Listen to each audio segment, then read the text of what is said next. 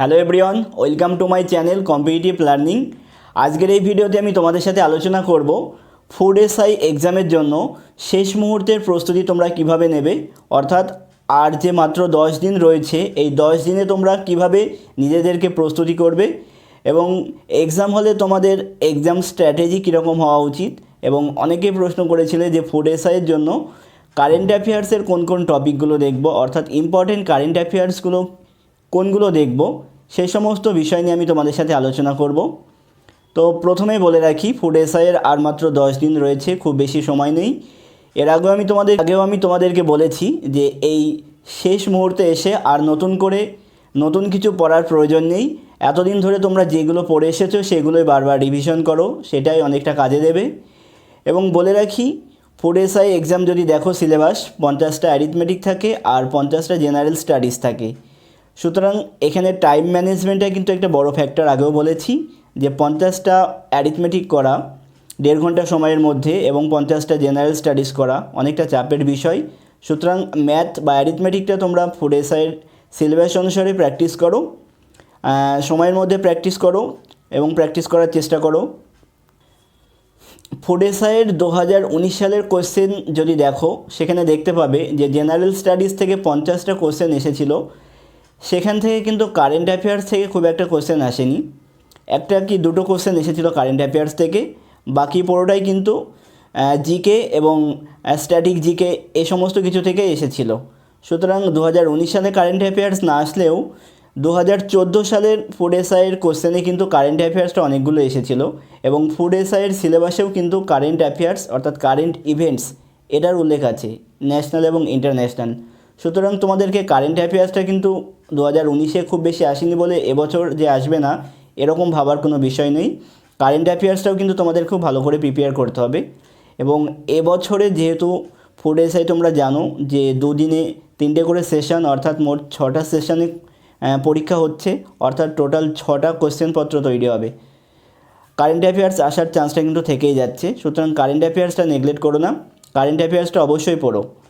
তো কারেন্ট অ্যাফেয়ার্সের জন্য কোন কোন বিষয়গুলো তোমরা পড়বে, কোন কোন টপিকগুলোর উপর বেশি ফোকাস করবে, সেই বিষয়ে আমি আমার সামান্য এক্সপিরিয়েন্স অনুসারে তোমাদেরকে শেয়ার করছি কোন টপিকগুলো তোমরা একটু বেশি করে ফোকাস করবে। তো আমি সেগুলো বলছি, তোমরা এই টপিকগুলো যদি একটু বেশি করে ফোকাস করো কারেন্ট অ্যাফেয়ার্স থেকে আশা করি কমন পেয়ে যাবে। কারেন্ট অ্যাফেয়ার্স থেকে প্রথমেই যেটা দেখবে, awards honours including film and television awards, এটা নোবেল প্রাইজ 2023 এটা দেখবে। ইম্পর্টেন্ট ইউনিয়ন অ্যান্ড স্টেট স্কিমগুলো দেখবে।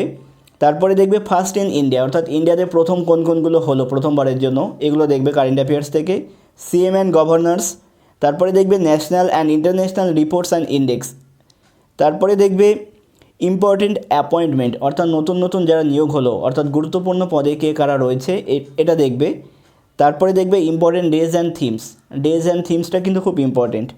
তারপরে বুকস অ্যান্ড অথার্সটাও খুব গুরুত্বপূর্ণ।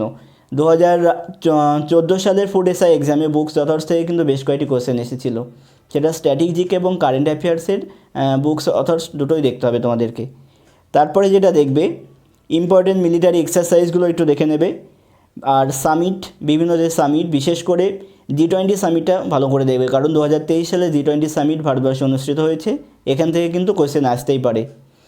তারপরে দেখবে Asian games, Commonwealth games, tennis grand স্ল্যামগুলো, আর আপকামিং গেমস এবং তাদের ভেন্যু, এটাও কিন্তু ইম্পর্টেন্ট।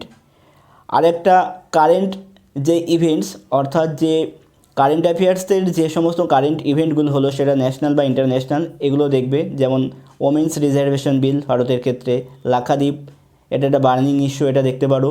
তারপরে দেখবে যে প্যালেস্টাইন আর ইসরায়েলের যুদ্ধ, এই সমস্ত কিছুগুলো একটু তোমরা দেখে রাখবে। আর একটা কারেন্ট অ্যাফেয়ার্সের গুরুত্বপূর্ণ টপিক হলো সায়েন্স অ্যান্ড টেকনোলজি, এই সায়েন্স অ্যান্ড টেকনোলজি কিন্তু দেখে রেখো। সায়েন্স অ্যান্ড টেকনোলজির মধ্যে বিশেষ করে ইসরোর যে বিভিন্ন মিশনগুলো হলো, চন্দ্রায়ন 3, আদিত্য L1, এ সমস্ত কিছু ভালো করে দেখো। তো কারেন্ট অ্যাফেয়ার্সের এই টপিকগুলো যদি তোমরা দেখো, আশা করি এর মধ্যে থেকে কোশ্চেন পেয়ে যাবে।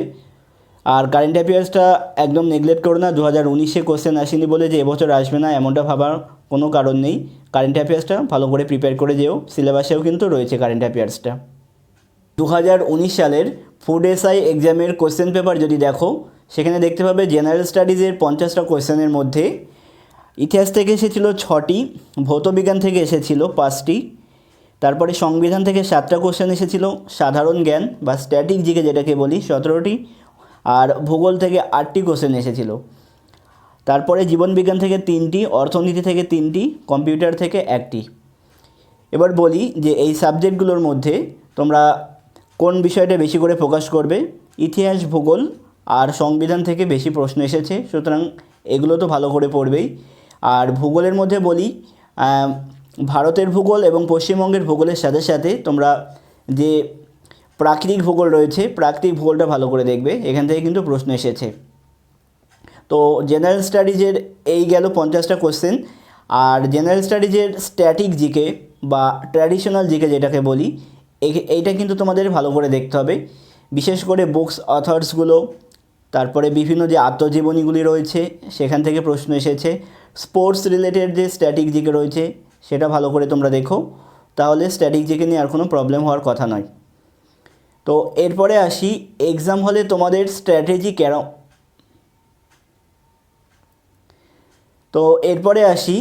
এক্সাম হলে তোমাদের স্ট্র্যাটেজি কীরকম হওয়া উচিত, অর্থাৎ পরীক্ষার হলে তোমরা কি করে টাইম ম্যানেজমেন্টটা করবে, কোন প্রশ্নের উত্তর আগে দেবে, কোনগুলো পরে করবে, এই বিষয়ে আমি আগেও বলেছি, তো আজকে আর একবার বলে দিচ্ছি।